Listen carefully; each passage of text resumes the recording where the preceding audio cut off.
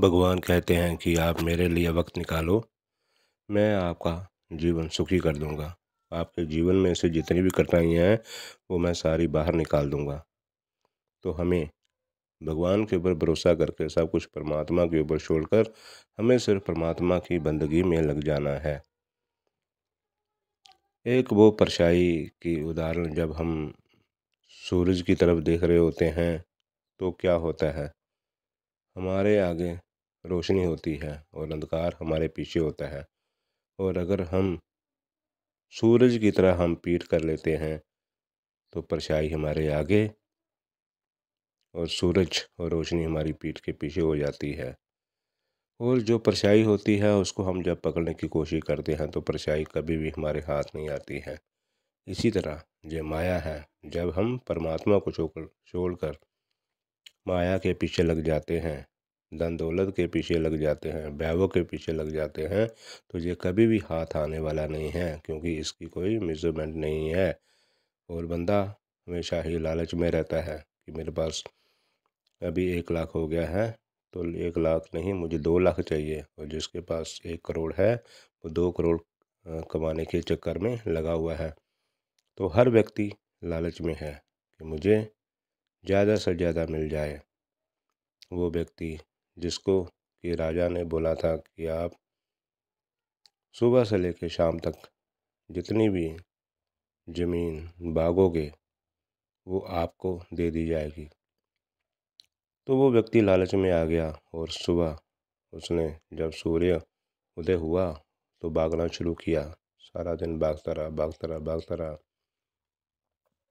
और जब शाम को थक हार कर जब वो अपने उस मंजिल तक पहुंचा तो तब तक वो इतना थक चुका था कि लालच के मारे उसने ज़्यादा ही रास्ता तय कर लिया और ज़्यादा ज़मीन अपने नाम कराने के चक्कर में वो जब दोबारा उसी पॉइंट पर पहुंचा तो तब तक वो इतना थक चुका था कि जब वो नीचे गिर गया और तभी उसके प्राण पखेरु उड़ गए। और बाद में उसको जगह कितनी मिली, सिर्फ 3 गज। मतलब हर व्यक्ति की यही गत है कि अगर हम जितना मर्जी लालच करके जितना मर्जी हम धन दौलत इकट्ठा कर लें, लेकिन साथ में कुछ भी नहीं जाता। वो सिर्फ एक हमारे जो सगे संबंधी होते हैं, रिश्तेदार होते हैं, उनके लिए वो छूट जाता है। तो हमने क्या करना है, हमने जो असली दौलत है वो जो परमात्मा, जो शुरुआत जहाँ से मैंने की थी कि हम अगर भगवान की तरफ अपना ध्यान लगाते हैं तो हमारी जितनी भी सारी कठिनाइयाँ हैं दूर हो जाती हैं और हमें अपने दिशा का पता लगता है, हमारे लक्ष्य का पता लगता है।